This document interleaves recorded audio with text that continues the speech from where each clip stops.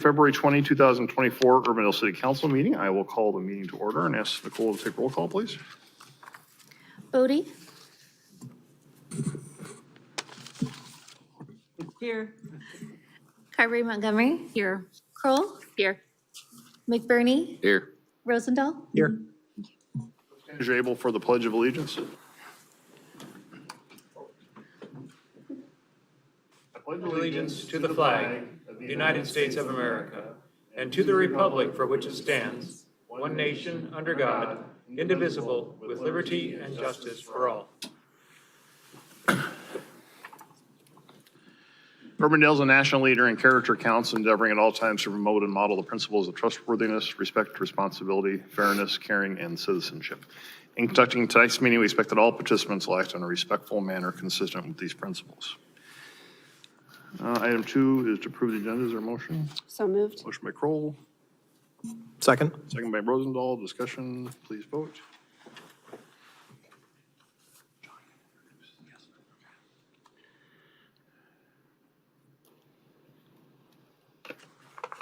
All right, that passes.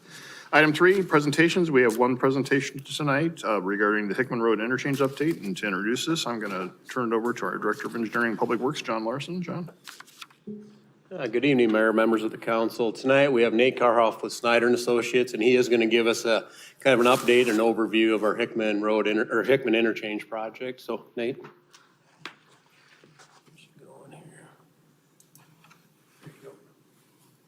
Thank you, John. Hello again. As John mentioned, I'm Nathan Carhoff with Snyder Associates. I'm the project manager for the interchange reconstruction project. Here tonight to provide a brief update.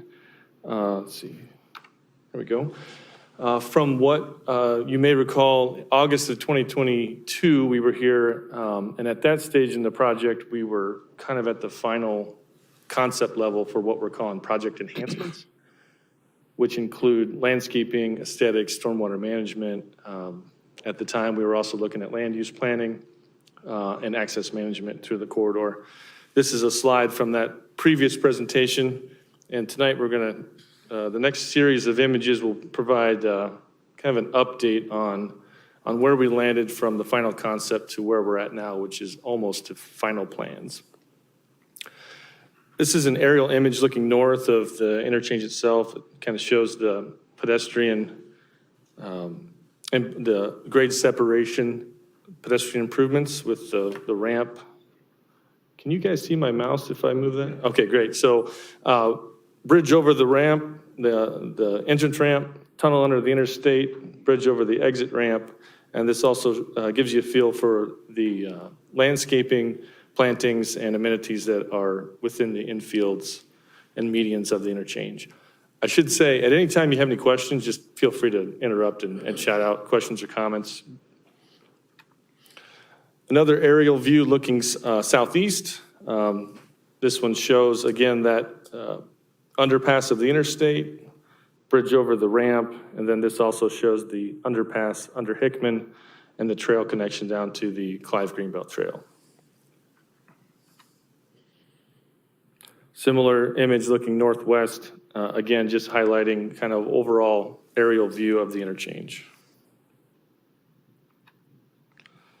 And the final kind of aerial view is looking northeasterly, highlighting that underpass of Hickman. This image actually, it's a little blurry. I apologize for that. I tried to keep the presentation file size down, and we kind of got a little blurry on this image. But this image also shows the islands with those vertical features and the landscaping mounds. The next series of images will highlight views looking as if you were driving the corridor. This first one looking east towards the interstate. Another view highlighting the vertical elements within we're calling them the eyelet medians, the long skinny medians, as well as the landscaping mounds and planting features. This is a view looking southeast. This would be if you took the southbound exit ramp. And the next image is the kind of the opposite if you are taking the northbound exit ramp. These two images highlight a couple items. One is the architectural or the vertical features within the median underneath the bridge. Those actually pull double duty in this case. They help to enhance the aesthetic of the corridor, and they also act as headlight shields for nighttime travel because the way the interchange is oriented, those two ramps kind of face each other. Closer view of those vertical features. This also helps to highlight some of the colored concrete that will be installed in the median underneath the bridge. Similar view, only this is highlighting the MSE walls. Each panel will be treated, or not each panel. There's a series of panels that will be treated with two different aesthetic. One is the kind of the wave feature or hill feature. We had some debate on how you would interpret that. And also some leaf patterns that will be embellished into those MSE wall panels. This is a view as if you were traveling and entering the northbound entrance ramp. The wall directly in front of you is an MSE wall necessary for the bridge overpass, the pedestrian bridge overpass. This wall will also receive similar aesthetic treatment to what you saw underneath the Hickman Bridge. This wall to the right of the image is a different style wall. It's a soil nail wall, has a different construction technique, and therefore this is going to receive a form liner treatment on the exterior of that to match kind of the overall aesthetic of the interchange. It's a soil nail wall, and it literally is soil nails. The earth is excavated, and as it's excavated, nails are shot into the ground and then reinforced with shotcrete. And then there's an architectural facing of that, which will receive the form liner. Just so you know, MSE walls are built the opposite way. You start from the bottom and build up. Another view, this is southbound exit ramp, again highlighting the pedestrian bridge overpass with this particular bridge is a two-span bridge, MSE wall on the left-hand side, a pier in the middle, and the normal bridge abutment over on the right. And then the last two images give you a feel for a view from a pedestrian perspective. This would be a view as if you just passed over the pedestrian bridge of the on-ramp, heading towards the underpass tunnel of the interstate. And then finally a view, a similar view, only this would be the underpass of Hickman Road itself. And this gives you a little bit closer image of what we expect the form liner to look like on this soil nail wall. Any comments or concerns, questions? How far are you taking this up to going, I guess, east and west from the interchange? Is this going to go all the way out to 128th? No. So this project will begin near the Menards entrance, the secondary one, the right in, right out, and it'll end just east of 111th Street. Do we know, John, if there's any talks about going back over that that section of road between Menards and 128th Street where they extended it out to 6 lanes? Because right now it's like they forced the 6 lane or the 2 extra lanes in there and made it. Right, I think everything is done that's been thought about through that corridor for right now, yes. Okay. Yeah, those are two separate projects, really. I mean, they're both DOT projects. The 128th one is a DOT, but this is just strictly an interchange project for this one. So. The biggest thing with the 128th and Hickman project, that's where we brought the trail from, Deer Creek and the Creek over to Lifetime Fitness, and this picks it up, brings it to 111th, and we have the future project to get it to 100th Street. But as far as the roadway, the DOT, I don't believe has any other plans west of the interstate at this time. Correct, yes.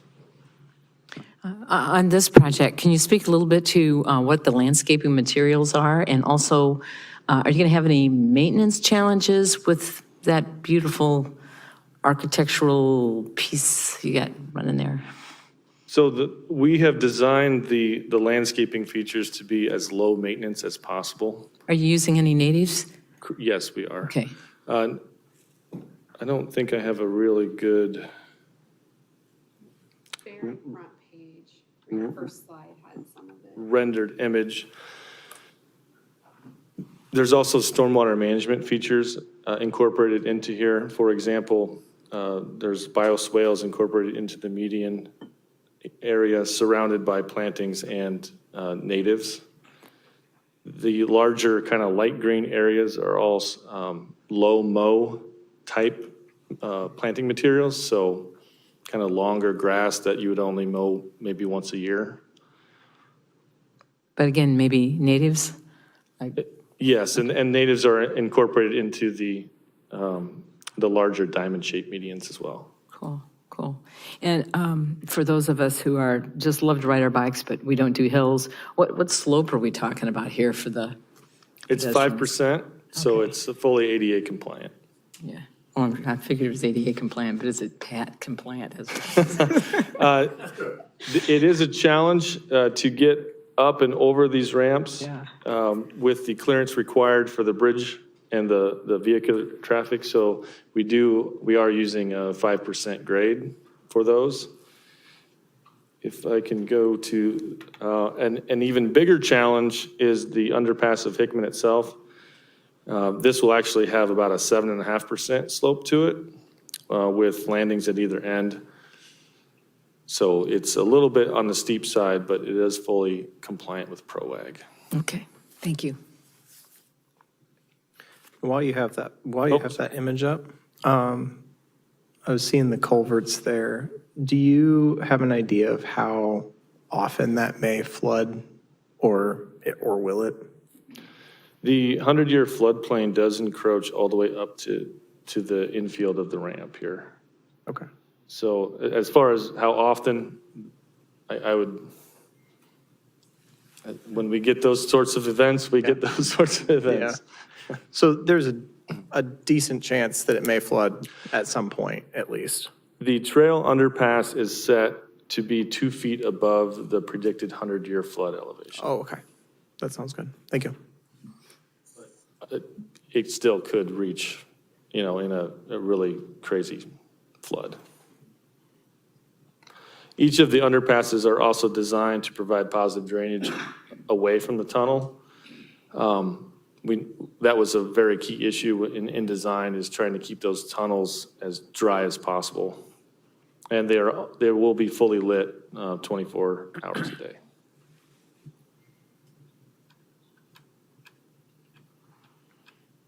Sneak through this. Another big aspect of our project enhancements is stormwater management. Generally speaking, there's 3 major treatment types. Bioretention, kind of shown in that diagram in the upper right, involves installation of layers of gravel and sand along with native plantings to treat and infiltrate water. Another big practice that we've implemented on this project is what's called regenerative conveyance. That's shown in this image on the bottom. It's kind of a diagram. It's a series of step-down pools that slow down, capture the water, and allow it to infiltrate. And then finally, another big practice we're using is installing dry detention basins within the Douglas Avenue interchange, which is in the upper left quadrant, and that picture is courtesy of Google Street View. I forgot to put my citation on there. So starting at just north of University, these are the University entrance and exit ramps. Regenerative conveyance will be installed within the interstate ditch system. Moving further north, again, further highlighting more areas for that regenerative conveyance. As we get to the Hickman interchange itself, bioswales will be installed in the exterior ramp ditches, and bioretention is slated for the interchange diamond medians shown here in that bluish color. Up at Douglas Avenue interchange, outlet structures will be installed on the existing culverts, and grading will take place to allow water to pool in those areas.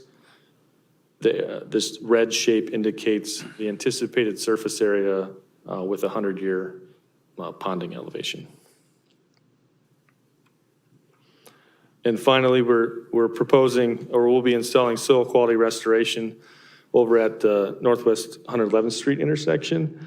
Soil quality restoration involves basically increasing the organic content of the soil to help infiltrate and treat water.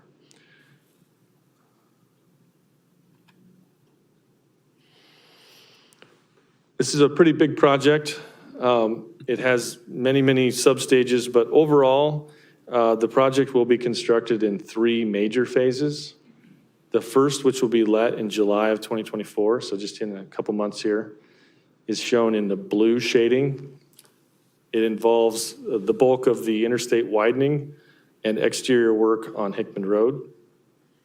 The second phase will be let in July of 2025, and that's shown in red, and that involves finishing out the reconstruction of the interior section of the interstate. And then the third major phase is shown in orange. That is scheduled to be let in September of 2026 and involves most of the work on Hickman and the 111th Street intersection. Project construction is anticipated to wrap up likely in fall of 28, more than likely spring of 29. So that first major phase that we're going to be bidding this summer, I further broke it down into various stages. And if you squint really, really hard, you can see these tiny, tiny little blue shapes. The very first phase of the project will be interior interstate work associated with overhead sign trusses.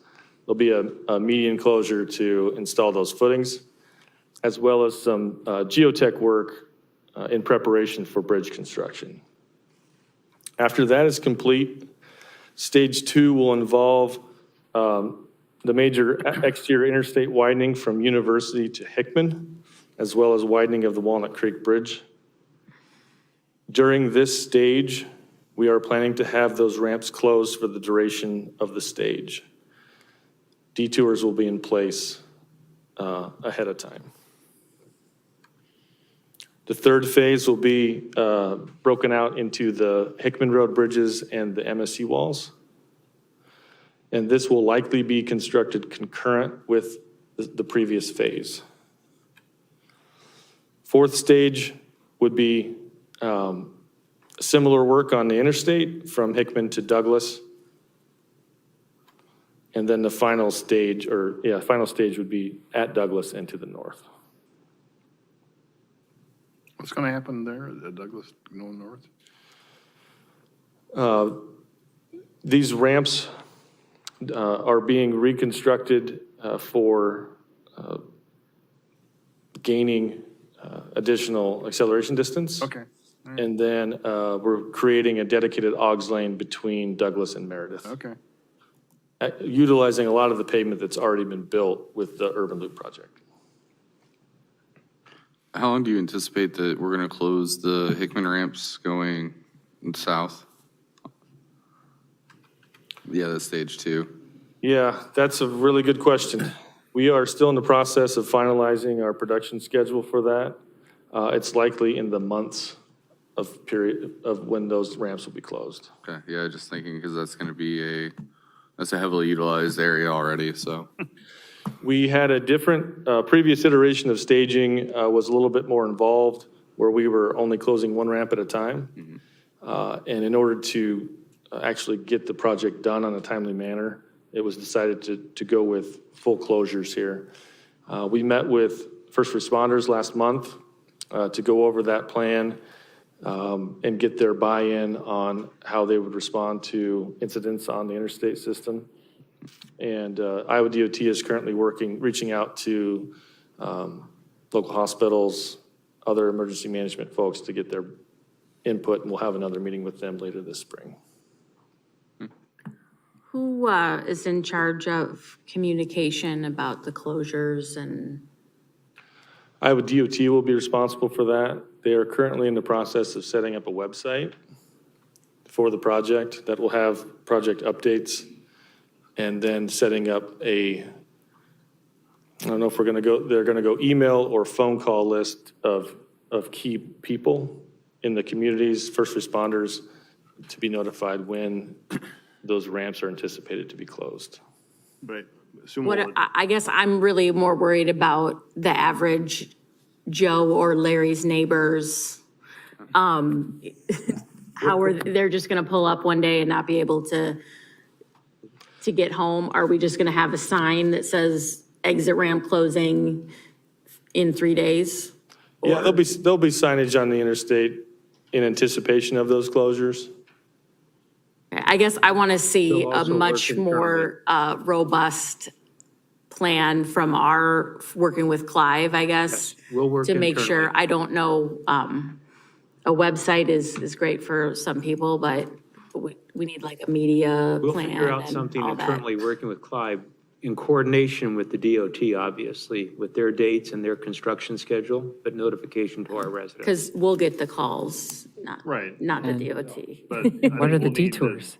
Both have Yeah. on-site notifications, and message boards, that type of thing. I'm sure that's what's going to be part of it. Plus, again, I'm sure the DOT will have some things, but we can also mirror that on our own pages too. Right, Derek? Derek's nodding. We can make it much more robust. Well, and I think we need to figure out a lower tech way to communicate with people as well.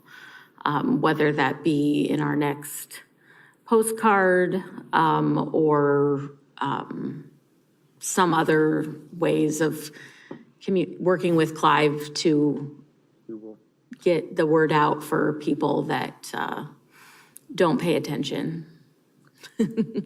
As much as we can. As much as we can, we will coordinate an effort with our neighbor to make sure, because in anticipation of us getting phone calls, they will get phone calls as well. And we will work in conjunction with IDOT. If all else fails, we'll have Derek out there with one of those big signs that says road closed. Free car wash? Yeah, free car wash, with your road closure. But no, we understand that this is a significant project that at the end will be greatly beneficial to both communities, but there is going to be a lot of disruption in between, from the beginning to the end. And so we'll have to communicate that, over-communicate that to our residents, with the assistance, with the businesses. I know there's been communication so far, and we'll work with DOT, we'll work with the local media. More importantly, we'll work with the city of Clive to generate our own information that is very germane to our situation, and keep them updated as best we can, knowing that we're still going to get some folks who, regardless of what we do, are going to be angry, confused, or just have general questions. So we'll map out a strategy. Nathan, on the tunnels, you mentioned, one of the things, keeping them dry, and then also, I mean, I noticed that on the Douglas one. I was one who uses the Douglas tunnel quite a bit on my bike trail, going on the trail. That tends to get wet, so I'm glad is it going to be somehow, I mean, that's had problems before in other tunnels, so we're going to grade it such that those will stay dry. So the tunnel joints will be waterproofed with a more robust waterproofing system. The tunnel underneath the interstate actually has a high point in the middle of the median to drain outwards. Okay. And the crown of the pavement inside the tunnel will drain to the walls. So if any water does happen to get in, at least it drains to the walls, and there is a dry path down the middle. Okay. Also, related to the Douglas tunnel and the proximity to the truck stop, and the fact that this also has a proximity to a truck stop in Clive, I'd like to see some consideration given to some safety features on it. For instance, like a panic button, since it's on the trail system, or monitoring systems of some sort.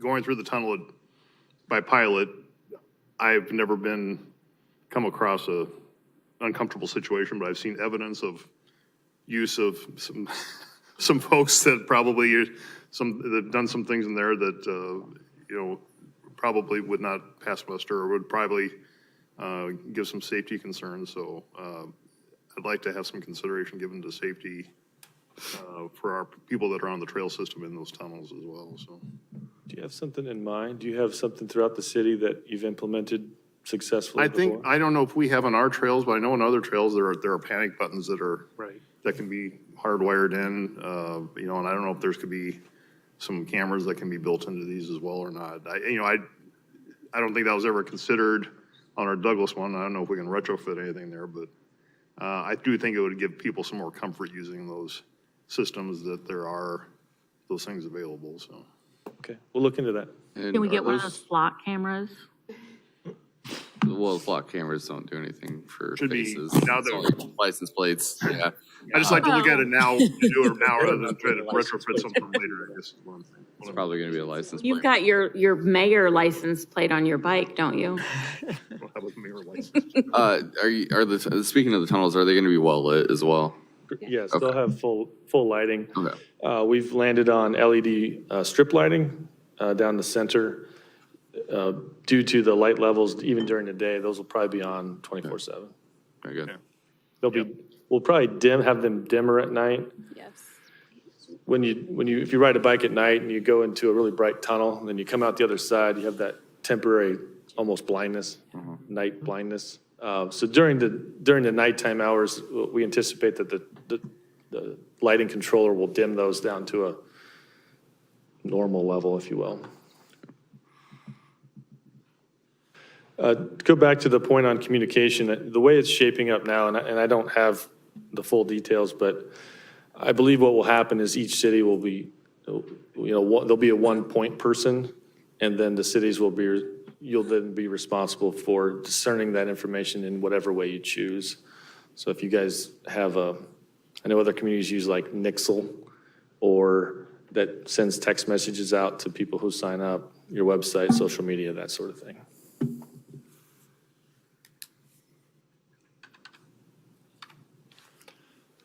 Any other questions on what we've covered so far?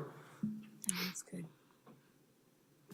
With a large, complicated project comes a large, complicated cost opinion. I left, there's obviously a lot of really tiny numbers on this slide. I had to do that to get it to fit. But it kind of shows how complex the project is going to be broken down into many different project numbers. Our current cost opinion is sitting at $118 million for the total project. 9.7 of that will be allocated to the local jurisdictions, so City of Clive, City of Urbandale, with the DOT covering the remaining $108.5 million. To pay for that, at least on the local jurisdiction side, we have applied for numerous grants and do plan to apply for several more.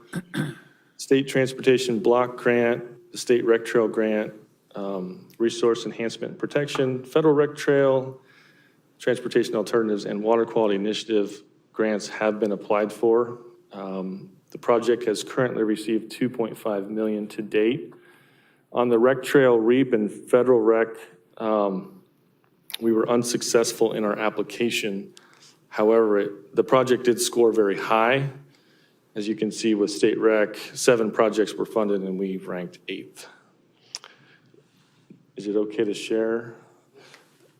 We just received word today that the project has been selected for Water Quality Initiative funding, and that pays for the stormwater management aspects of the project. Dollar amount to be determined. Well, we applied for about $280,000, but the email today indicated that that would be a negotiated dollar amount. So. Right, yep. And this project was one of 14 projects throughout the state that was selected. Later this week, we'll be applying for a RAISE grant. And later this year, we'll be applying for Traffic Safety Improvement Program, Iowa Clean Air Attainment Program, and Urban State Traffic Engineering Program. So TSIP, ICAP, and USTEP will all be applied for later this year. So even though we were not funded for these 3 particular grants, is there an opportunity to reapply in future years? Yes, as long as, so the majority of the rec trail will be built in this first phase. So we're gonna miss out on that, but there is opportunity to apply for future phases for state rec trail and federal rec trail and REAP, all of them really. There's a couple other items lower on the list. There's smaller grant programs associated with plant materials. And then we also are keeping our eye on the CAT grant. Depending on how these other grant sources or the funding opportunities shake out, that may or may not be applied for. On a separate but related note, the City of Clive is heading up an effort to look at the Northwest 111th Street / Frontage Road / 108th Street intersections.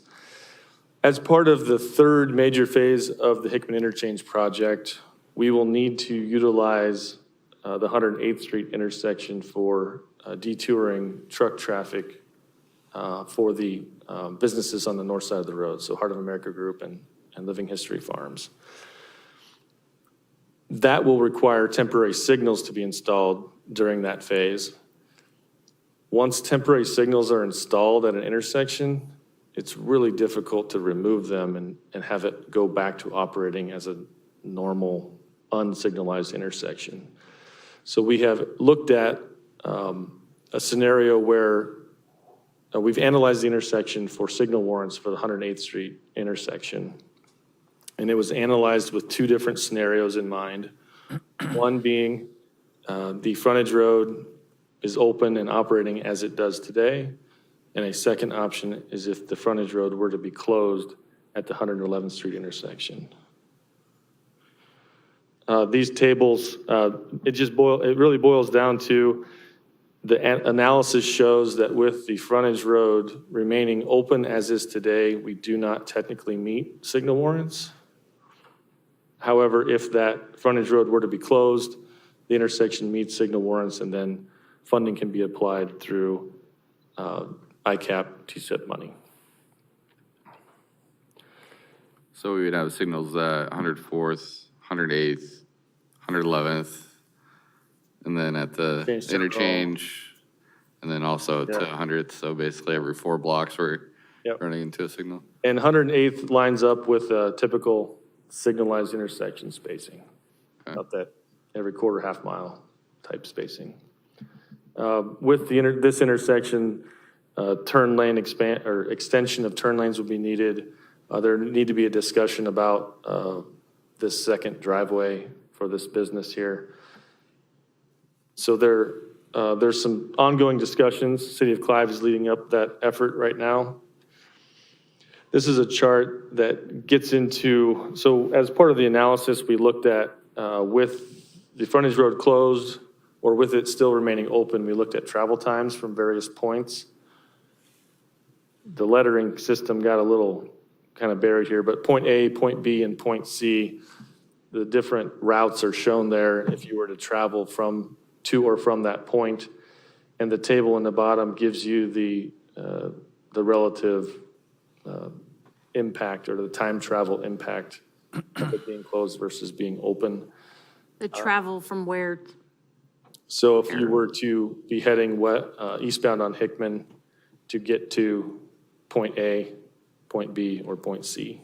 So if you close I realize this is in Clive, but if you close the frontage road, do you have to extend the driveways to Hickman for these businesses? No, that would be utilizing the frontage road over to 108th Street and have a full signal there. Instead of having it at 111th? Correct. Okay. And this last slide shows a concept of what that could look like with the frontage road being closed, potential cul-de-sac at this first entrance to allow fire EMS, and I believe there's a DART route that has a bus stop there to turn around. But ultimately, it would be you'd be utilizing that frontage road, heading over to the 108th Street intersection for the full signal. So there's more to come on this. It's kind of in the planning stage right now, and it would probably be implemented either before or in conjunction with that third major phase of the interstate interchange project. Have you guys already talked to Clive about this as far as like the city council? No, Thursday night. I think Jeff has probably mentioned it too. They're aware of it. Okay. It's getting more pressing of an issue because in order to get full benefits of the 108th Street intersection being signalized, there's some funding opportunities there that we need to be thinking about now so we don't miss out on them. And remind me again, what was the the precipitous for doing this closing? So we're going to need to use the 108th Street intersection for staging purposes. In order to get the improvements done on Hickman Road in that third major phase, trucks will not be able to access during certain times. They won't be able to use 111th Street. So for deliveries to Heart of America Group properties, they will need to be detoured down to the 108th and utilize this private road. And that will require temporary signals. So spending money on temporary signals, we thought it would be a good idea to see what the warrants are for permanent. Because if you install temporary signals for an entire construction season, people get used to that, and you suddenly take them down, it could be a safety concern once you get used to a signalized intersection. You want to hit a little bit that Clive's had a problem with that frontage road in 111 for quite some time. Yeah, if you've ever used it, you'll notice that you have to wait for the courtesy of the people to let you in, and that really puts it dampens the efficiency of the signal at 111th. So having that closed would warrant the need for a signal at 108th, and it would make them both more efficient intersections. I've had a lot of time spent over the last 10 years in the Starbucks Orange Theory area there and have never been in so many near accidents as in that parking lot. So I guess I have concerns about, I mean, I understand, I mean, I make that motion to go west out of 111th regularly. I don't know, I'm not a traffic engineer, but I have a lot of concerns about closing the frontage road and putting more cars into that parking lot with the Starbucks. Because I think people will continue to just cut through there to get on their way east on Hickman, which is what they do now. The drive-through is a mess there at Starbucks, and narrow drives and overflow parking from that Orange Theory. So I don't know. I think it needs to be very carefully looked at, but it's in Clive, so. Just say that's, But it's, you know, Clive. we're part of the 108th Street discussion, so it impacts us, but that is not a good parking lot or pass-through area with the narrowness of the drives. Understood. all right. If nothing else, thank you for your time tonight. Appreciate it. All right, thanks. Any and all comments go to John Larson. Gets them anyway, so. Well, we know this has been coming for a while. It's sorely needed, certainly. And it's going to be, as with any major project, there's going to be a lot of pain, but once that's over with, hopefully it does improve the traffic flow significantly from where it is, so. You should expect this project will begin this fall. So we're letting it in July. We expect construction to begin probably October timeframe for the interstate project. Prior to the actual interstate project, though, there's going to be a lot of utility relocations happening starting like next week. Could you share the presentation so I can distribute it to council? Sure. Yep. You do? Yeah, thank Yep. you. All right. Thank you. Great, thank you. All right, we will move on then to citizens forum. This is the opportunity to address the council on something not a part of tonight's agenda. Would anyone like to address the council at this time? Okay, go ahead. Yep, can you come up here, please? Give your name and address when you get to the podium, please.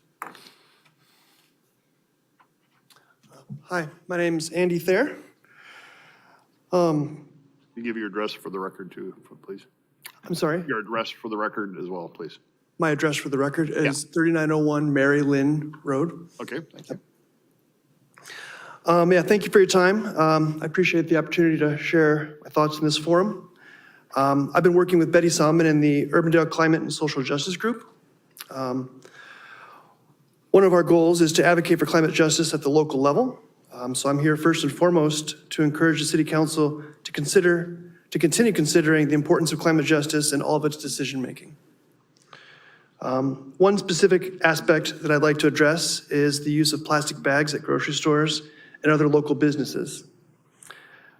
We have some local businesses that do a great job of providing and encouraging alternatives to single-use plastic bags, but others lag behind in this regard.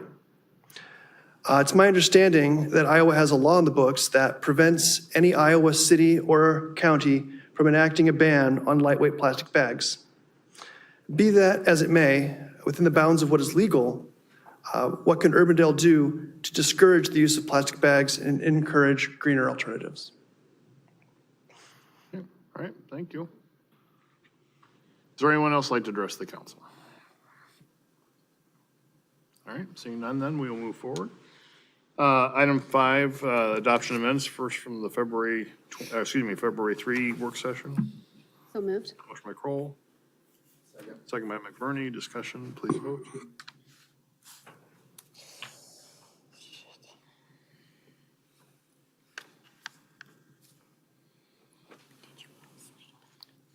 Yes.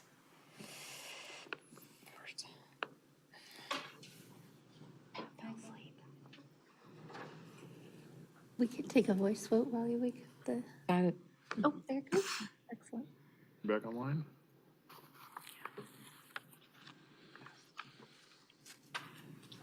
Like my side also.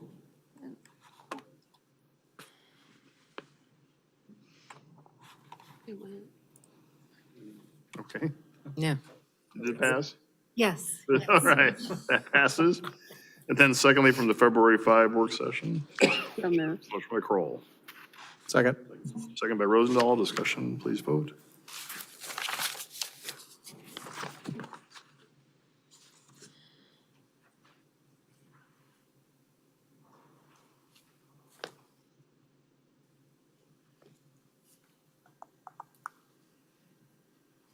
We're good. That passes. It's not showing up on the screen though, Nicole?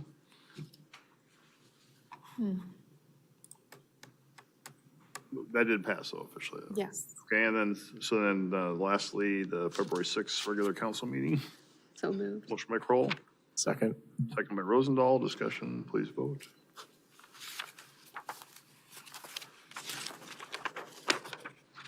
No. Passes. That passes. All right, thank you. Item 6 of this consent agenda, we have 12 items for approval. Move approval of consent agenda. By Kroll. Second by McBurney. Discussion, please vote.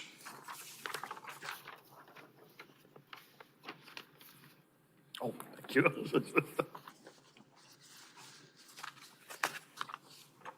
That passes. Item 7, public hearings. Item 7.1 is a public hearing to consider the consideration of bids for the Douglas Avenue urbanization from 86th Street to Elm Drive. The public notice for this is published in the February 2, 2024 Des Moines Register, and answer any objections to that notice is published. There were none. Motion to open the public hearing. So move. Who's over here? Who got it? Somebody was talking at once. Motion by Bodie, second by McBurney. Okay, discussion, please vote.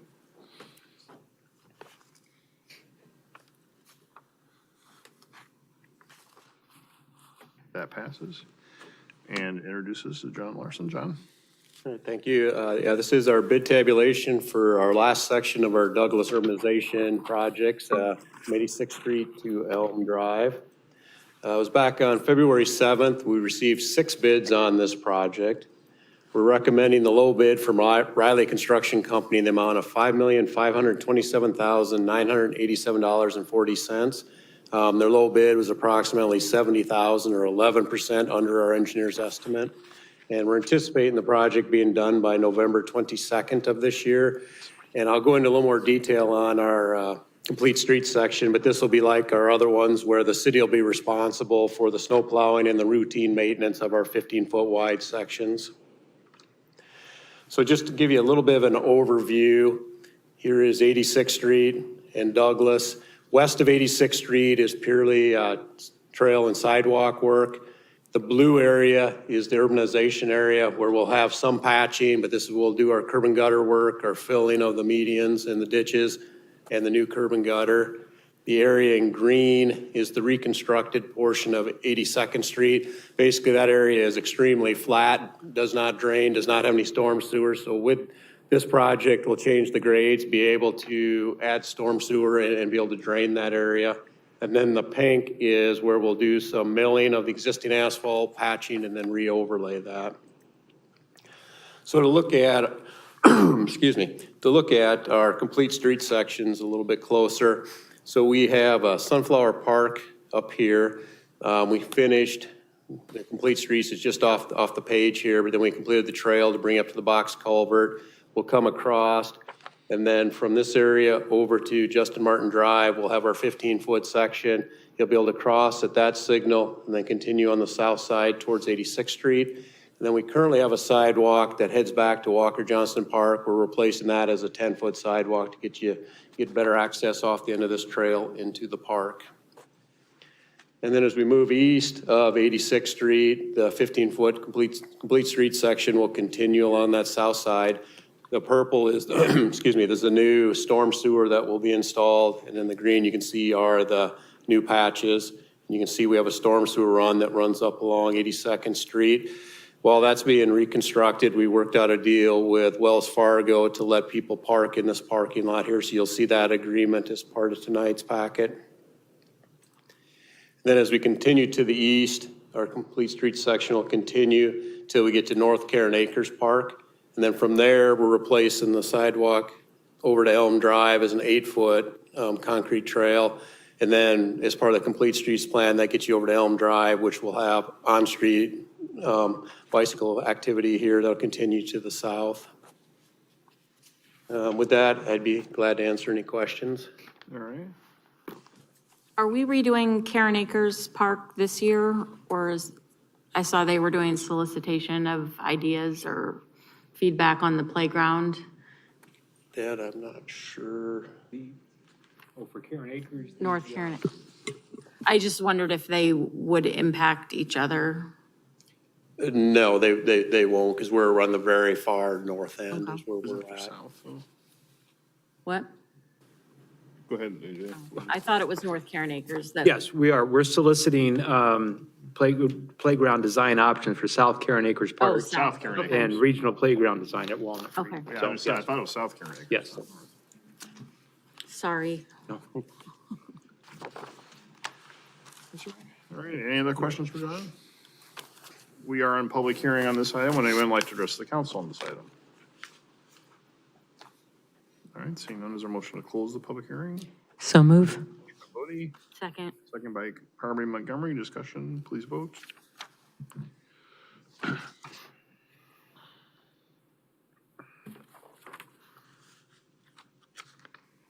That passes. We have 5 items for consideration. Yep. Motion to approve Resolution 57, 2024. Motion by Rosendahl, Second. second by Carberry Montgomery. Discussion, please vote.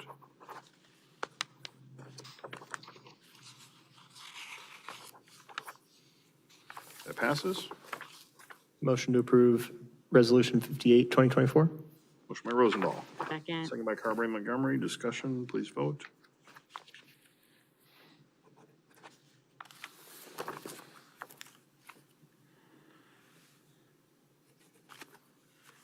Motion to approve, oh, wait. There we go. That passes. Go ahead. Yep. Motion to approve Resolution 59, 2024. Motion by Rosendahl, Second. second by Carberry Montgomery. Discussion, please vote.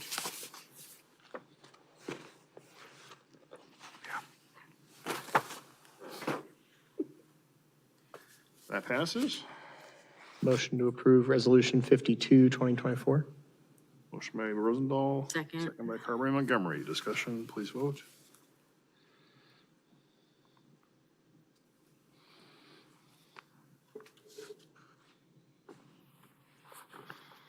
That passes. Motion to approve Resolution 62, 2024. Motion by Rosendahl. Second Second. by Carberry Montgomery. Discussion, please vote.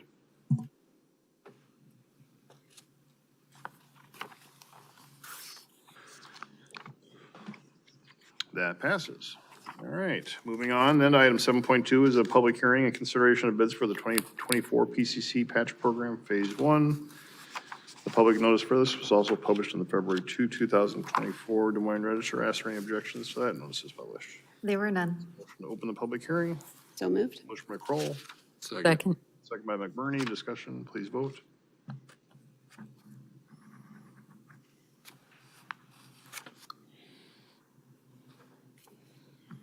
All right, that passes. John? So this is our bid tabulation on phase 1 of our annual patching program. So on February 7th, we received 9 bids on this project. We're recommending the low bid of Brothers Cleaning Corporation doing business as Brothers Concrete in the amount of $407,836.40. They've done some past patching projects for us. Their low bid is approximately $75,000 or 15.5% less than our engineer's estimate. With this project, we'll be patching approximately 4,700 square yards in 65 different locations, and we're anticipating things being done by September 20th. So just to kind of show, this is 72nd Street on the left-hand side, Meredith on the south. So what you see in yellow are the patches that we completed last year. Now, this year, we're completing this area down here. So as you can see, here's 72nd again in Meredith. We'll be patching in that area. And so with that, I'd be glad to answer any questions. So you say in the letter, cost decrease can be primarily accounted to less than anticipated cost for full depth patching. Is that is the cost of concrete lower or Basically, asphalt? it's just comparing it to our engineer's estimate, but it's just bid by the square yard. So it could be the labor, it could be the concrete. I looked back at past years. The patching per square yard here is a little less than last year, but more than the last several years. So we've came down a little bit this year, but we're still inflated from a few years ago. I'm just trying to get a sense if this can be a good year or bad year, or if you can. Well, you can it's hard to tell. say. I compared this Douglas urbanization to the one 3 years ago. The costs were significantly more than 3 years ago. So I think we're not increasing as much as we had been, but I also think everybody's increased their estimates to account for the prices going up fast. So we're just finally, I guess, budgeting appropriately and having the projects come in less than the estimates. Thank you. Thanks. Any other questions? We are open for public hearing on this item. Would anyone like to address the council on this item?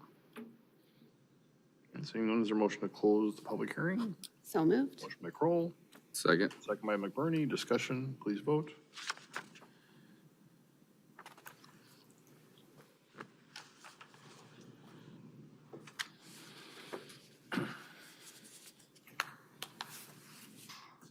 That passes.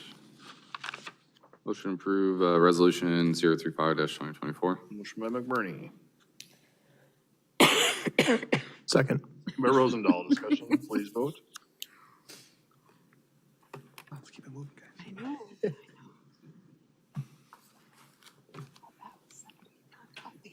That passes. Motion to approve Resolution 036-2024. Motion by McBurney. Second. Second by Rosendahl. Discussion, please vote.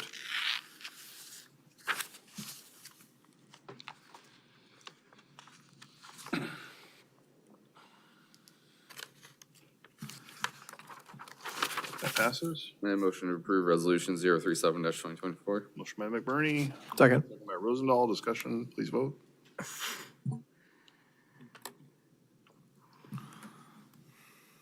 That passes.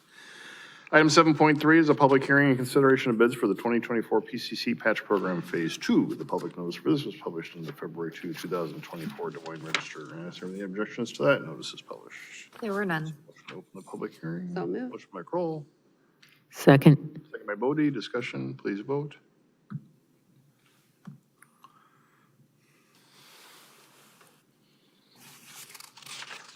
All right, that passes. John? So this is phase 2 of our annual patch program. So it was on February 7th, we received 8 bids for this project. We're recommending the low bid from Brothers Cleaning Corporation, doing business as Brothers Concrete, in the amount of $111,118. Their bid was approximately $27,000 or 20% less than our estimate. With this one, we'll be patching 1,100 square yards at 29 different locations. And we anticipate everything being done and restored by September 20th of this year. So just kind of show, we got a few patches on Douglas Parkway, east and west of the roundabout. And with that, I'd be glad to answer any questions. All right. Questions?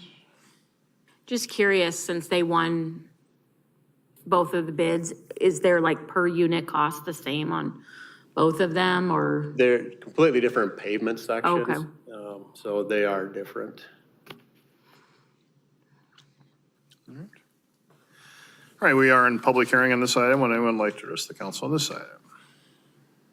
Okay, seeing none, is there a motion to close the public hearing? So moved. Motion by Kroll, Second. second by Bodie. Discussion, please vote.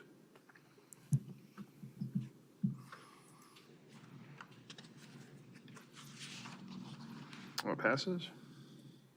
3 items for consideration. Motion to approve Resolution 038-2024. Motion by Kroll, Second. second by Carberry Montgomery. Discussion, please vote.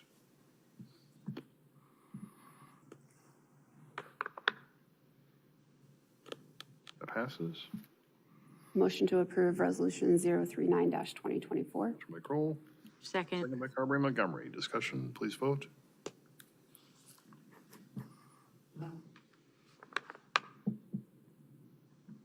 That passes. Motion to approve Resolution 040-2024. Motion by Kroll, Second. second by Carberry Montgomery. Discussion, please vote.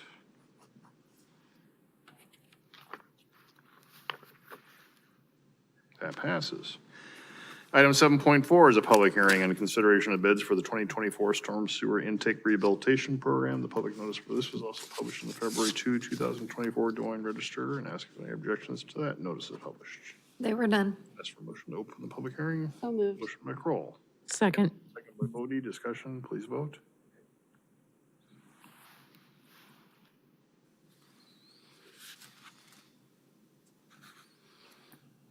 That passes. John? Okay, so this is our annual storm sewer intake rehabilitation program. It was back on February 7th. We received 6 bids on this project. We're recommending the low bid from Shakar Engineering in the amount of $430,862.27. The low bid was approximately $58,000 or almost 12% less than our estimate. With this project, we'll be replacing 36 intakes along with patching just a little over 1,100 square yards of the street by the intakes. And we anticipate everything being done by November 1st. This one's a little hard to see because the dots are black, but all the dots are the different intake locations. So it's predominantly, except for these 2 down here, just east of 100th Street. And with that, I'd be glad to answer any questions. All right. Questions for John? Is there a motion? Move to close the public hearing. I'm sorry, I Check need for to offer people for the to- public. I'm sorry. Questions for John? This is a public hearing. Would anyone like to address the council on this? Okay, no, except for, you made the motion. Yeah, I did. Okay, motion to close the public hearing by Carberry Montgomery, Second. second by Rosendahl. Discussion, please vote. Sorry, I gotta keep my head in the game here. I was just tabulating how much we're spending here. That item passes. All right, we have three resolutions. I'll move approval of Resolution 43-2024. Motion by Carberry Montgomery, Second. second by Bodie. Discussion, please vote.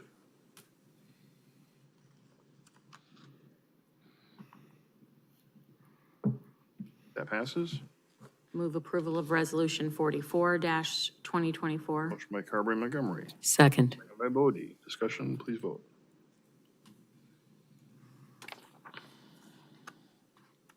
That passes.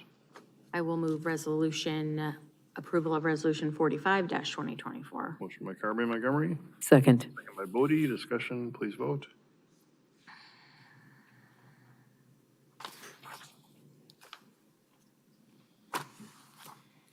That item passes. Thank you. Item 7.5 is a public hearing and consideration of bids for the Merle Hay Reinvestment District Stormwater Improvements. Public notice for this was also published in the February 2, 2024 Des Moines Register. Answer any objections to that notice is published. There were none. Is there a motion to open the public hearing? So moved. Motion by Kroll. Second. Second by McMurray. Discussion, please vote. By the guy in the end. Sorry, if you call me Carberry Montgomery, I expect dinner, Bridget. That Coming passes. over. John. All right, so this one, here's what I'm excited about. It seems like we've been working on this project for a long time. We finally got our Merle Hay Reinvestment District stormwater improvements out to bid. So it was on February 7th. We received 5 bids on this project. We're recommending the low bid from C.J. Moynier and Sons with a joint venture with Progressive Structures in the amount of $5,952,807. Their bid was approximately $491,000 or 7.6 less than our estimate. And we're anticipating this project would be completed by September 19th of 2025. A little bit about the project. Here we have just under 1,900 linear feet of storm sewer ranging from 15-inch pipes all the way up to 10-foot by 8-foot reinforced concrete boxes. We'll be replacing approximately 2,700 square yards of concrete pavement and 7,700 square yards of asphalt pavement. Some of the particulars of the staging, Douglas Avenue closure, we've limited it to 75 calendar days. The IHOP parking lot closure can only last 120 calendar days. And then for the mall, the ring road needed to be back open during the Thanksgiving through Christmas time period. So here's the all project, and I'll go into a little closer, but basically it starts at the south end with the city-owned property that used to be the former Mexican restaurant. We'll cross Douglas Avenue, continue up the west side of IHOP, a bit into the mall parking lot, and then we'll follow up the ring road. And there'll be extensions over to Madison Avenue and Airline Avenue that'll allow us to continue the storm sewer improvements to the west. So looking at it a little closer, so the outlet of the storm sewer will be at about the same location as the former restaurant building. We'll come across Douglas, and as I said, that can close for 75 calendar days. And during that time, they'll install the new box, but basically, they have 75 days to get one lane open in each direction, to get traffic back moving east-west. And then they have 120 days when they remove the parking lot on the west side of IHOP. Access, there'll be a temporary access up here for IHOP, and they'll still have access on the north, the east, and the south sides of their building. And then there will also be designated spots within the mall parking lot for the IHOP customers. I'd have to estimate that probably the stage 3 is as far as they will get in the 2024 construction season. So likely it'll come back in 2025, finish the work up on the ring road here. Thanks. With that, I'd be glad to answer any questions. With the parking lot for Lilith, is that, Oops. Nope, that, is there going to be an access at both points for 3 and 4 to get in and out of that lot? Correct. The stages overlap, but their driveway doesn't get impacted because that's part of, you can see here, we go out and around their driveway into here, so their access stays open. And it's just whether they go north or kind of east and south, how they get out of there. Thank you. What's the time frame that Douglas will be closed? I would have to assume probably the late spring into summer is when they'll do that, because they should be starting on the south end and then they'll work their way north. But we will have one lane each way open. No, are we No, gonna, it can be completely closed for those 75 days, because basically the box is at 10 foot by 8 foot, and in order to deal with the utilities, it has to go under them. So we're gonna have some pretty deep trenches as we come through. If I remember right, I think there's gonna be still 10 feet of cover on top of the box culvert. so what's gonna be the detour then for that? They'll basically bring them back around 70th up and around. Do we standardly have some sort of either incentive or disincentive for meeting these time frames? Basically, on the Douglas, there's no incentive, but there's $1,500 per day if they go over the 75. And then with the IHOP, if they go over, it's $625 a day in penalties. And the bulk of that goes to IHOP if that's what happens. That's part of our agreement that's already been approved with them. So I guess in a way, we've put an incentive to get Douglas open within time. So with stages 3, 4, and 5, I know we were pushing to get this done sooner rather than later, anticipating that there was going to be some changes with Merle Mall. Now that some of that stuff has been delayed, is there any chance that they're going to come back and re-dig up what we just did? I don't think so, but again, I mean, we along the way, we've shared all this with them, so they're aware of what we're doing. Don't want to have to repeat the work. Like I said, I doubt they would change all the parking lot. Probably the most likely thing is they may, if they do any kind of redevelopment, do detention, they would run storm sewer pipe and connect to ours would probably be the biggest thing. But since they really don't know what they're doing, we can't coordinate that now. That information and. Correct. and Yep. That's all been in coordination with anticipated development there, so. Yep. All right, any other questions from the council? We are in public hearing on this item. Would anyone like to address the council on this item? Yes, John?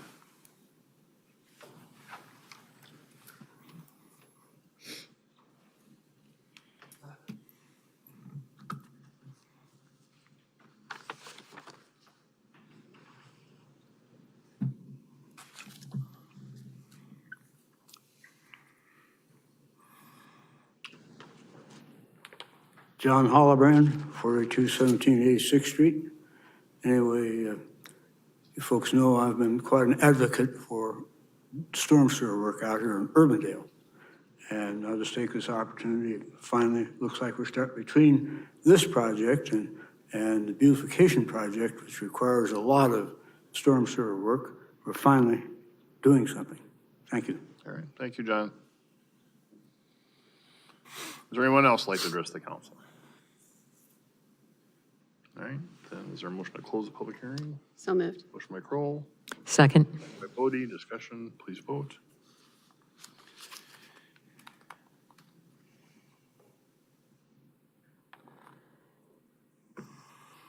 All right, that passes. There are 4 items for consideration. Move approval of Resolution 47, 2024. Motion by Rosendahl, Second. second by Kroll, discussion, please vote.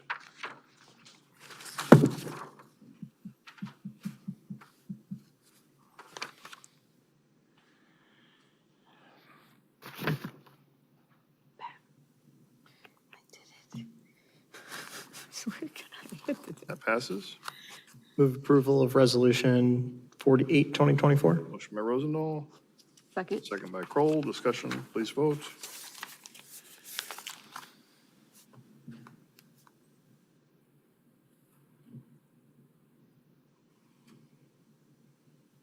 That passes. Move approval of Resolution 49, 2024. Motion by Rosendahl. Second. Second by Kroll, discussion, please vote.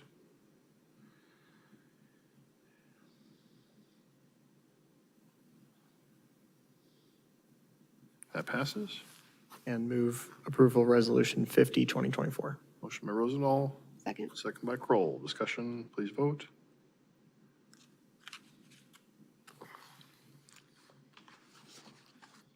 That passes. All right. That takes us through those items. I know, I was just going to comment on the spending that we just did on this, though.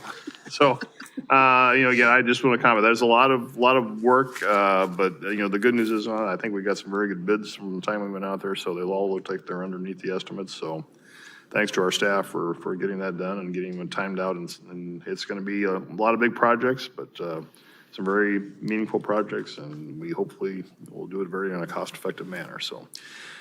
All right, moving then on to item 7.6, there was a publication issue with the public notice for this hearing, so I would ask for a motion to postpone this public hearing until the March 5, 2024 meeting. So move. Second. Second by Kroll. Discussion, please vote.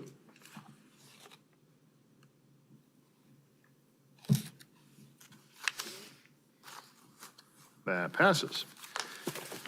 All right, let's set some more public hearings. Item 8.1 is to establish a public hearing for the general obligation bond series 2024. And AJ, is there any questions if there are? We have 3 resolutions for approval. This is where we start moving them. Okay. Move approval resolution 54, 2024. Motion by Rosendahl. Second. Second by Bodie. Discussion, please vote.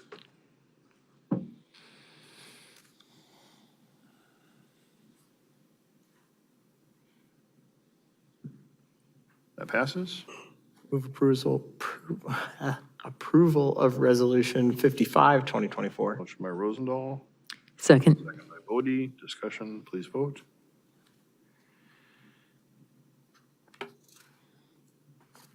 That passes. Move approval of resolution 56, 2024. Motion by Rosendahl. Second. Second by Bodie. Discussion, please vote.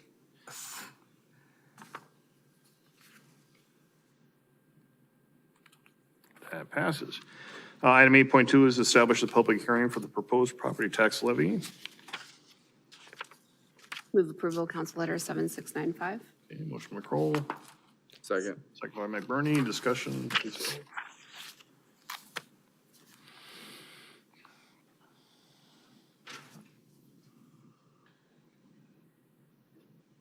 That passes.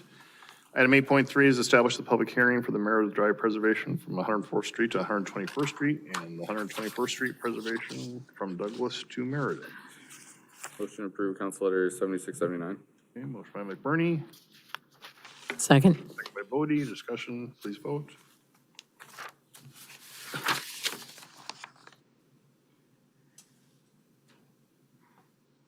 That passes.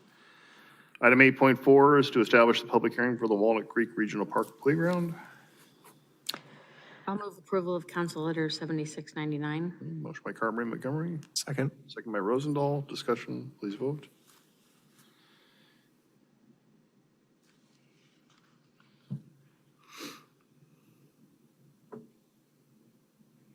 That passes. Item 8.5 is to establish the public hearing for the shelter and flushable restrooms project for South Karen Acres Park. Move approval, Council Letter 7700. Motion by Kroll, Second. second by Bodie. Discussion, please vote.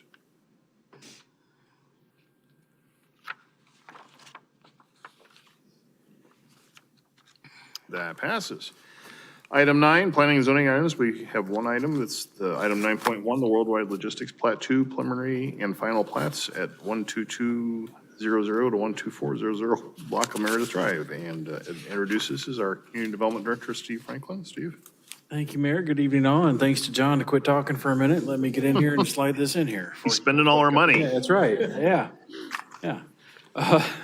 This is a very straightforward plat. Essentially what this does is this takes an outlot that was created at the time that Worldwide Logistics bought the property there on Meredith Drive, and we're going to split one outlot into 2. As you know, when they bought that property, they bought the part back here in the back. And what that did was left one big outlot that had the frontage on Meredith Drive with the access easement in between. So there was a west parcel and an east parcel. As Worldwide has thought about their future, They did show at the time that their site plan was approved a potential building expansion down the road. If you've been by there anytime recently, you can see that their parking lot is currently full. So they're thinking about their future needs, and they have decided it's in their best interest to divide this outlot into 2 lots so that we have a new outlot Y and a new outlot Z, and opens the door for them to then purchase outlot Z, so that they can have that ground as they think about the forward move and moving forward into the future. So the original 11.85 outlot parcel is divided into 2. The western half would be the 6.35 acres, which is the outlot Y here. Days would continue to own that. And then this opens the door for this outlot Z, which is a 5.5 acre parcel for then Worldwide Logistics to purchase that from the Days for any future expansions. Planning and Zoning Commission recommends approval, subject to items noted. Be happy to answer any questions. So they still have to replat it as a regular Correct. lot in order to develop it, though? That's right? correct. It's just taking 1 outlot and making it 2 outlots, so they would still both be non-buildable, and they would need to come back through with a final plat whenever they're ready to do something in the future, yes. And the Days still own that back section behind those 2 outlets, or is that? That's all worldwide. That's Yeah, worldwide. it's all Okay, worldwide. got it. So the Days on the front section or toward these parcels that are abutting Meredith, yeah. Got it. Okay, thank you. All right, any other questions? Motion to approve Worldwide Logistics Plat 2 prelim plat. Okay, motion by Kroll, Second. second by McBurney, discussion, please vote.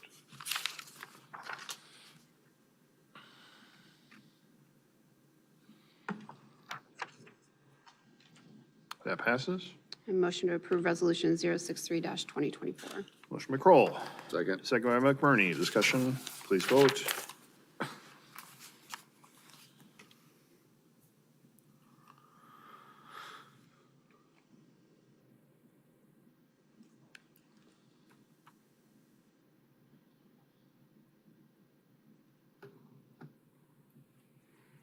Who's hung up? There we go. Went. That passes. All right, thank you, Steve. Item 10, regular agenda items. First is item 10.1, the petition waiver agreement for the Des Moines Electrical Apprenticeship Training Trust. And John will answer any questions if there are on this. Motion to approve Council Letter 7687. Motion by McBurney, Second. second by Rosendahl. Discussion, please vote.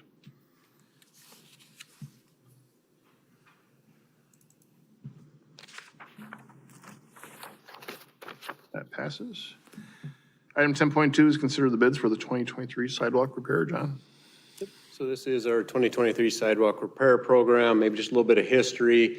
Again, the city breaks Urbandale into four sections, so staff walks that once every 4 years. We basically look for defects, which are like tripping hazards, things like that in the sidewalks. If we find anything, we notify the property owner.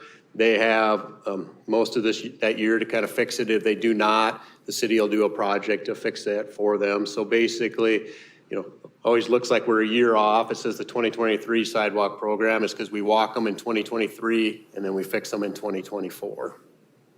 So on this one, on February 7th, we received 7 bids on this project.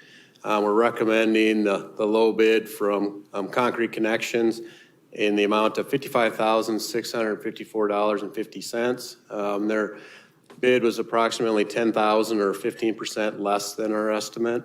There's 116 locations that'll be repaired, and 5 of those locations are the city's responsibility. We anticipate everything being done by September 20th.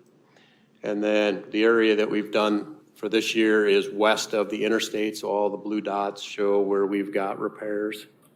With that, I'd be glad to answer any questions. Where are the city's responsible Oh, you would ask that. Sorry. It's a blue dot. Yeah, blue dot somewhere west. There's 2 at the 142nd Street overpass of Walnut Creek. And then there's 2 that are trail panels that we're sharing the cost with. Oh, that's right, yep. Yep, those trail panels are up here. Yes.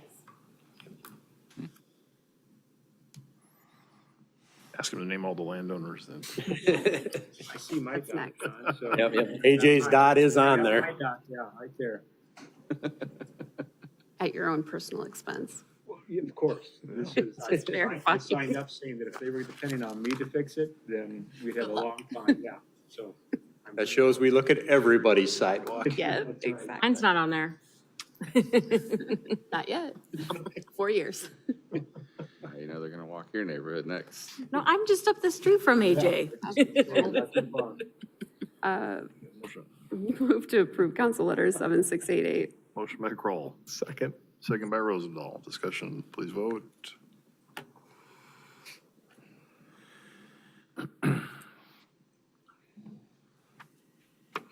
That passes. Item 10.3 is consider the bids for the Parkview Creek Trail Reconstruction Phase 2. John? Yep, this is our second phase of this project. On February 7th, we received 12 bids on this project. We're recommending the low bid from Caliber Concrete in the amount of $109,410.82. Their low bid was almost $28,000 or 20% less than our estimate. The trail will be replaced as concrete. That'll be 8 feet wide, 5 inches thick, and it's approximately 1,425 feet in length. We're looking at having this completed by September 20th.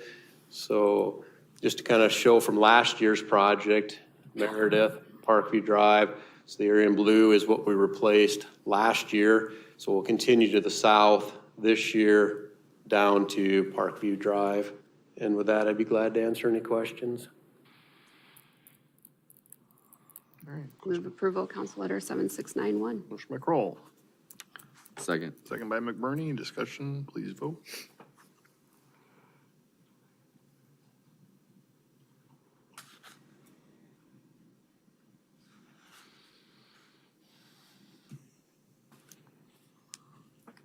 All right, that passes. Item 10.4 is consider the bids for the Urbandale Avenue Trail from 68th to 70th. John? Yep, so this is another one of our complete streets report sections that we're doing. So on February 7th, we received 13 bids on this project. We're recommending the low bid from Omega Solutions in the amount of $70,882. Their low bid was almost $8,000 or 10% less than our engineer's estimate. This trail will also be 8 feet wide, 5-inch thick concrete, and is approximately 850 feet in length. And we're looking to be completed by September 20th. So right now, east of 68th Street, we've got a trail there, so we'll be widening this section out up to here, and then that will tie into our future complete street sections on 70th Street. With that, I'd be glad to answer any questions.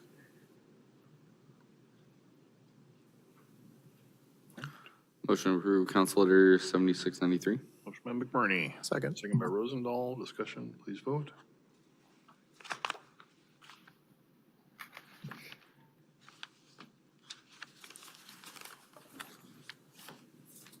That item passes. That takes us to the end of our regular agenda.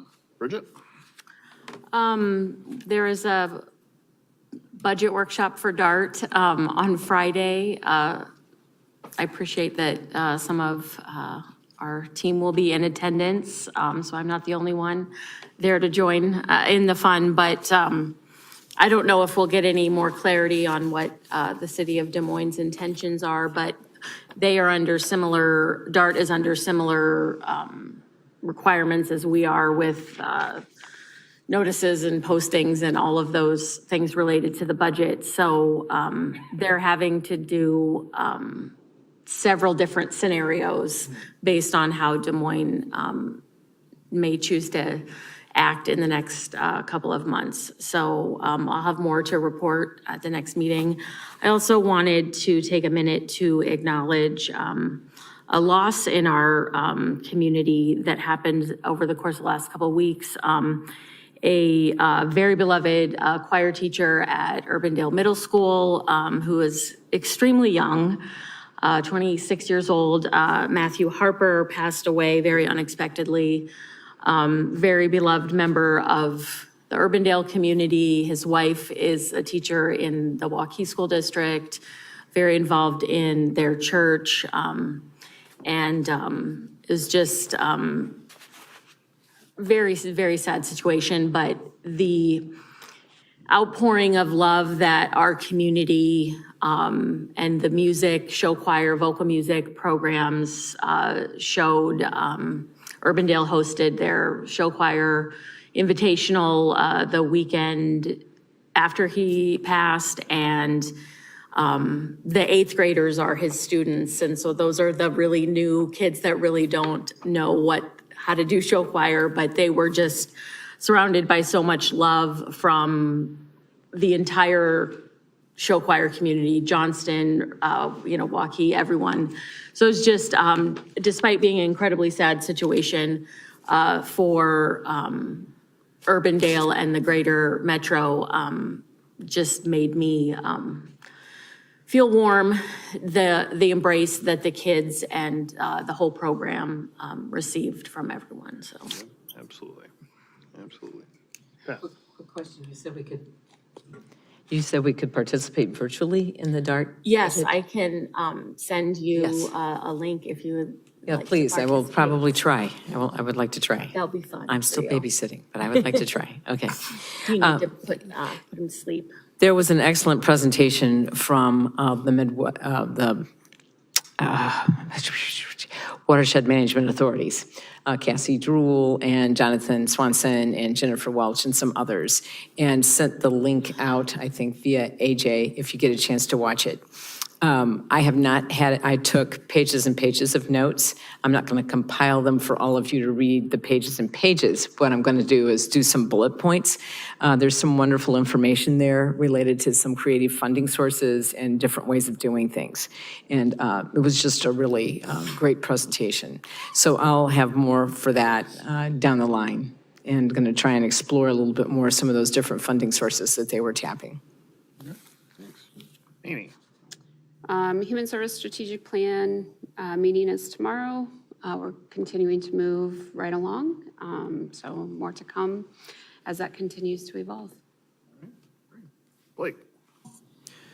We met last week for flag design, and that's moving well as well. We were working on theming and design elements, trying to get sort of high-level themes. Talked to Ted Kay, the secretary of the North American Vexillological Association. There you go. Good job. And he gave a great presentation on flag design and all of the different elements that we're going to be going through, recommendations on the process and everything like that. So I'm excited. I'm energized. We're going to get some more meetings together. We're going to keep refining the process and bringing recommendations forward. We narrowed it down to what, approximately 100 I think so, yeah. from the original? 430 Yeah. something. That was a fun process to go through, so that was, You feel confident that we're going to end up with I do. something? Absolutely. absolutely. There's some very great designs in there, and it's Laser. going to be difficult. Laser eye raccoons. Yeah. No, we don't need raccoons, we need coyotes. No. There wasn't any coyotes. Yeah, no coyotes. Submissions. Any whales? No, there were no whales either. No whales either. Other thing is budget approval meeting for the Polk County Emergency Management is tomorrow, so I'll be attending that and seeing what that's all about. Yep, I've got a conflict, so Blake's filling in as the alternate, so that'll be good. Thank you, Blake, for doing that. So, Larry. The only thing I have is we received an email from Bravo this morning talking about their endowment fund, that they are reaching out to private businesses to support their, oh gosh, it just slipped my mind too, their program for, Their capital campaign, isn't it? yes, it is capital campaign. Well, or, it no, their is- endowment, I think, isn't it? Their endowment. Yes. All I know is that you're going to have to specifically- contribute. Yeah, I'm going to. They're asking for 100% participation from board members, right? Yes, they are. They're asking for participation to reach out and fundraise from businesses, not directly from my pocket. Otherwise, we'll never fund that endowment. It's for their Passport to Culture program. It's going to be about $3 million. All of it's going to be raised through private funds. They have worked with all the private entities and confirmed that this will not take money out of the community for other nonprofits. Because that was one of their big concerns, is ensuring that they are not removing money out of the pockets of the organizations that they are already supporting, because that really defeats the purpose. And this is going to be a one-time endowment, so we shouldn't see a continued push from Bravo to fundraise. And that will not change our obligation to them as well, because that goes to a completely separate program, so. Larry, I guess I missed what fund they're trying to endow? It's for the Passport to Culture. So this helps, generally it goes towards children through kindergarten through 5th grade, assisting them with doing things that are arts and culture related. Like for instance, if they need to fund a field trip to the Art Center, they can go through this fund and be able to utilize that to help pay for the kids to get there and get taken care of. I know they also do it out here at Living History Farm as well. Thanks. Yep. All right, thanks, Larry. You better read that email though, because it did say they want all their board members to participate. Yes. I did see that. but- Oh, no. No. The participation part is reaching out to the stakeholders to raise the money. Okay. I paid attention during the meeting when I was there, thankfully. I caught that part. All right, I have been busy as well, as you likely saw last week. The MPO did hire Dylan Molenix as our permanent executive director. Again, it was a very robust process, but it was at the end, it was unanimous consideration, and Dylan's going to do a fantastic job. Also, along with that, my two-year term of chair has ended, so I will be still on the executive committee as an ex officio, but my chairmanship has ended there. Who will be taking the reins? Mark Holm from Ankeny will be taking over as chair. And I think the progression is, I think Courtney Clark from Waukee will be after that, so in 4 years, but Mark should be doing it for the next 2 years, so. So that's good news. I think that'll provide some good stability for that organization and That's a great looking choice. forward to moving forward, so. As Blake said, this is also the season for a lot of these annual meetings for approving the budgets for some organizations. We have the Polk County one that Blake's going to fill in tomorrow for.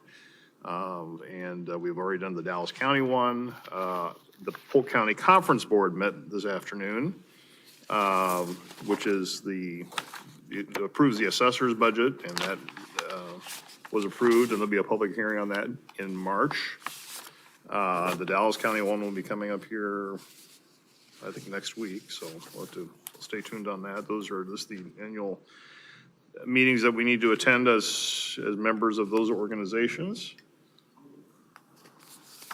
Trying to think if I had anything else. Talked with officials this Saturday morning at 10:30, thank you. So I will be there for that as well. Yes, not hovering over the heads of everybody else, so I will be there in person, so. Yeah, exactly, so. And again, I did want to, we kiddingly talked about how much money we spent tonight, but in all seriousness, this is the time of year that we approve a lot of the capital projects that we have, and I do want to give kudos to John and his staff for planning these out, and also, taking these out at the right time to get to the maximum amount of bang for our buck that we can get. I truly think after looking at all the summaries that we got some pretty darn good bids, and these are some big projects, but they're sorely needed, and we need to do it in a cost-effective manner. So thanks, John and staff, for doing that. So with that, we are at the end of our